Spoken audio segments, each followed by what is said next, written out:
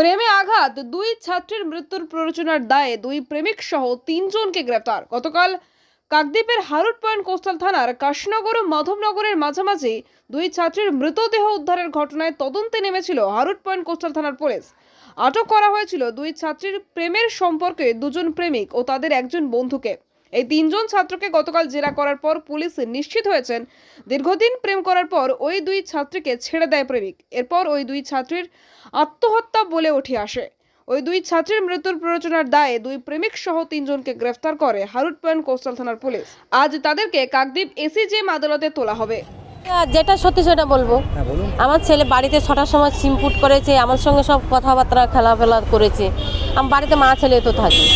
তারপর বন্ধুর জন্মদিন, বন্ধুদের সঙ্গে বেরিয়ে শপিং মলে কি গিফট কিনেছে, তার বন্ধুর জন্মদিনে গেছে। ওখান থেকে তারপরে বাড়ি এসে ওরা এই ঘটনার সঙ্গে কোনোভাবেই আপনার ছেলে এমনি ভালোবাসা তো আছে, এই ঘটনা হ্যাঁ সম্পর্ক ছিল।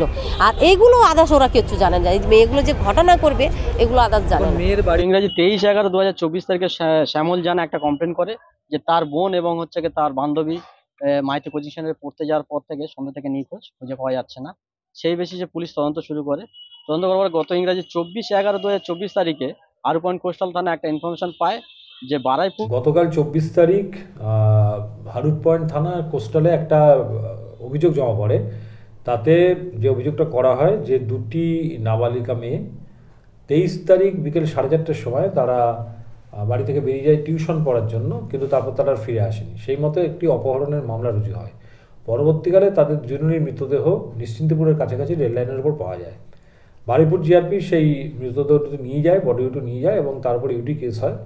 এবং স্যামেলটেনিয়াসলি হারুট পয়েন্ট থানায় যে অভিযোগটি হয় তাতে সেই অপহরণের মামলায় 3টি ছেলের নাম বলা হয়। সেই 3জনকে পুলিশ তদন্ত করার পরে গ্রেপ্তার করে এবং যা তদন্তে পাওয়া যায় এখনও পর্যন্ত যে সকল স্টেটমেন্ট রেকর্ড করা হয়েছে তাতে মার্ডার কেসের খুনের যে ধারা। দক্ষিণ 24 পরগনা থেকে রেবতী মালির রিপোর্ট, ডিএন নিউজ বাংলা।